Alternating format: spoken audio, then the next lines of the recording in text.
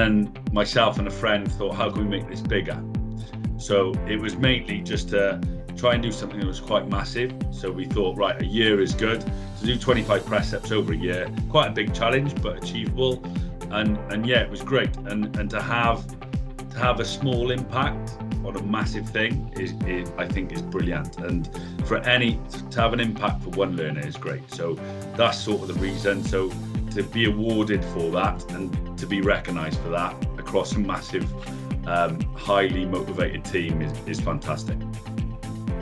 I love the fact that I get to see students coming in who are underconfident, they've got no aspirations in life, some of them, and they leave us completely the opposite. They're ready to go in the Army or the Air Force, Navy or the Marines. They've gained some functional skills qualifications, and they're just completely different children to what they were when they came to us. That's what I love, watching their progression. It was never just one area that was successful. Everything had to pull together, a lot of sharing. And I think after we came together, initially accepted the situation, looked at what we had in the locker and the resources, we were able to really then progress and succeed quite well. And actually very, very, very proud of the staff, of how they handled themselves, and proud of the learners of how they reacted to it. What I enjoy most about my role is the ability to care, support and guide for the young learners through coaching and mentoring, to see them develop into young leaders and productive members of my community. That for me is the most fulfilling part of my role. My role I enjoy the most is definitely getting outdoors. Obviously I did 14 years in the Army, spent lots of time outside. One of the core values is physical and mental health, and we do that by getting outside, outdoor therapy, and I'm really passionate about that. A lot of my hobbies are outdoors, so getting the learners passionate about that, I think goes a long way. And then I know that that's like a coping mechanism for them, and you see that change. In terms of overcoming it, it's made use of the technology on hand.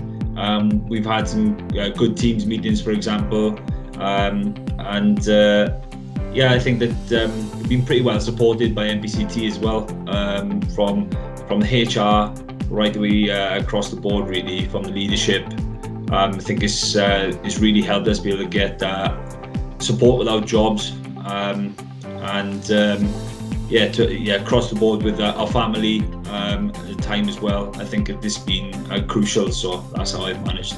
I know that it's been hugely difficult to try and keep the learners engaged during the lockdown, but I have thoroughly enjoyed it and gained so much experience through the lockdown myself, going through becoming a centre manager myself in such a short space of time.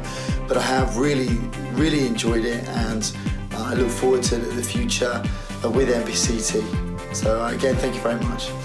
To keep the learners engaged was to contact them, constantly contacting them, making sure that they knew that we were there, and giving them all the support that they needed in order to complete the work and make sure that they understood what they need to do and what was expected of them as well. Massive learning curve.